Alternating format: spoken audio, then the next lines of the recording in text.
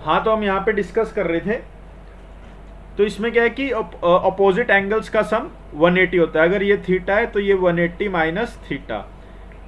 इन cyclic quadrilateral opposite का सम 180, ठीक है। एरिया ऑफ साइक्लिक क्वाड्रिलेटर क्या होता है? Root S, S minus A, S minus B, S minus C, S minus D. S है semi perimeter, total of all sides divided by 2, ठीक है। अब देखो, अगर मैं कोई फिगर ऐसे बनाता हूं, let's say this is the centre. जब तक तुम्हें क्वेश्चन में बोला नहीं ओ सेंटर है तो ओ को सेंटर नहीं मानना। कई बार ओ को कोई और पॉइंट भी वो दे सकता है, ठीक है। इसको मैं अगर बोलूं ये 2 थीटा है, तो इसको मैं क्या 180 माइनस थीटा लिख सकता हूं। अब देखो ये 180 माइनस थीटा कैसे आता है।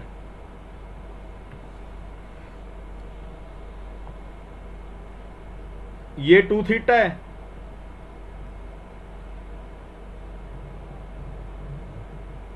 तो ये आ जाएगा थीटा, और फिर इसको मैं ज्वाइन करूंगा। तो अब इस पे फोकस करो, ये वाले फिगर पे ना। तो ये तुम्हारा साइक्लिक क्वाड्रिलेटरल है, ये वाला। तो अपोजिट एंगल्स का सम 180, तो ये कितना हो जाएगा 180 माइनस थीटा। इसलिए इसको 180 माइनस थीटा लिखा है। इसको याद करने की जरूरत नहीं है। अगर कभी भी आए तो ऐसे एक बार एज्यूम कर लेना मन में कि हाँ ये थीटा बनेगा तो ये 180 माइनस थीटा बनेगा, ठीक है। ज्यादा चीजें यूज बेफालतू की चीजें याद मत करते रहो। उसके बाद 2 सर्कल्स हैं। एक सेकेंड गाइस,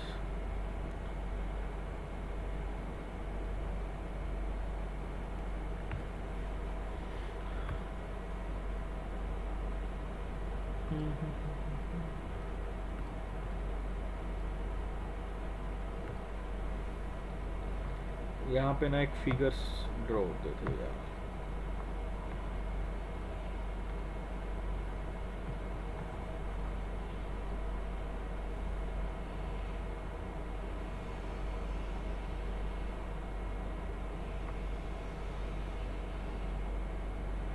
शेप्स ये,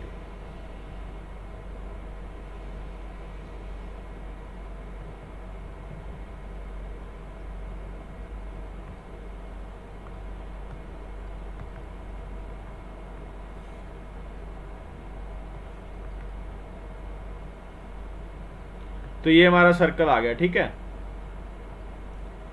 अब इसमें देखो,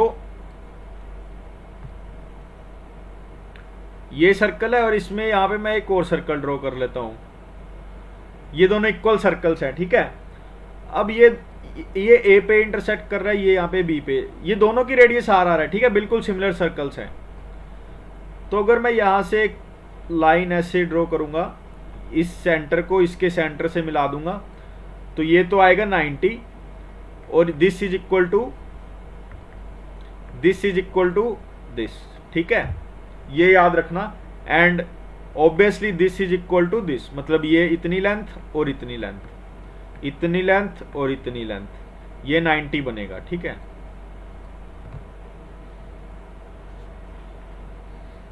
अब एक होती है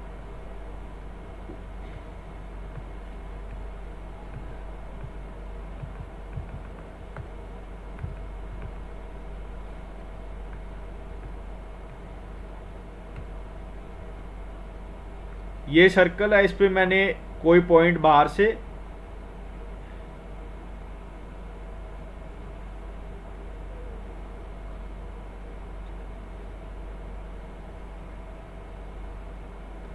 ठीक है।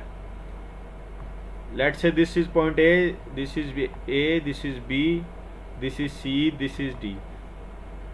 From one point there are 2 tangents to a single circle, so PA should be equal to PB.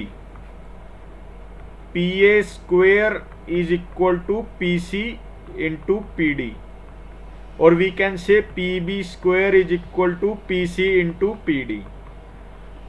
ये टेंजेंट्स की बातें तुम्हें याद रखनी है, ठीक है।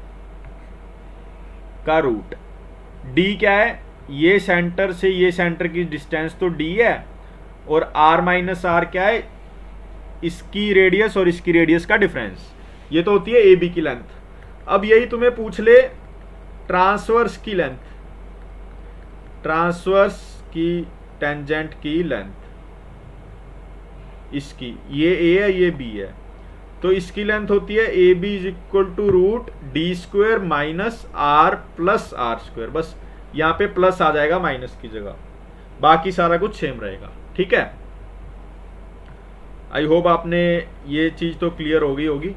अब देखो एक ट्रायंगल में अगर अंदर दो कोड्स हैं, ये भी कोड है और कोई ये कोड है, ठीक है, इसको ए बी कहते हैं, इसको सी डी कहते हैं और इसको एक्स कहते हैं। तो C X multiply by X D is equal to A X multiply by X B, ये याद रखना है। ठीक है, C X multiply by X D into A X multiply by X B. ठीक है, अब नंबर ऑफ डायगनल्स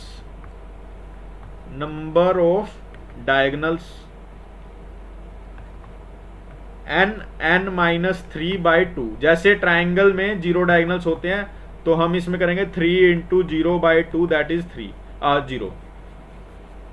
स्क्वायर में 2 डायगनल्स होते हैं तो 4 इंटू 1/2 2। ठीक है, अब आते हैं इंटीरियर एंगल। अगर कोई फिगर ऐसा है जो रेगुलर फिगर है तो उसमें देखो all exterior angles sum is 360 degree. तो एन साइडेड फिगर है, उसमें कितने एक्सटीरियर एंगल होंगे, एन एक्सटीरियर एंगल और एन इंटीरियर एंगल। तो अगर हर इंटीरियर एंगल इक्वल है तो हर एक्सटीरियर एंगल भी इक्वल होगा। अब हमें पता है एक्सटीरियर एंगल्स का सम 360 है, तो एक एक्सटीरियर एंगल का सम कितना होगा, 360 बाय एन, 1 एक्सटीरियर एंगल। अब देखो कभी कभी तुम्हें बोलता है क्वेश्चन में तुम्हें बोल देता है कि यार इंटीरियर एंगल ये है। तुम्हें कंफ्यूज बिल्कुल नहीं होना, तुम्हें एक बात ध्यान रखनी है, बस कोई फिगर नहीं सोचना, चाहे कुछ भी दिया हो, ये सोच लो एबीसी ट्राइंगल है, ये उसका एक्सटीरियर एंगल है, ये इंटीरियर एंगल है। इन दोनों का सम क्या होगा, इन दोनों का सम होगा 180। तो मैं क्या लिख सकता हूं, 180 is equal to interior angle plus exterior angle in every figure. तो 180 is equal to interior plus 360 by N. तो इंटीरियर एंगल की वैल्यू क्या आ गई, 180 minus 360 by N of 1 interior angle. ठीक है, अब एक फिगर होता है हमारे पास हेक्सागन।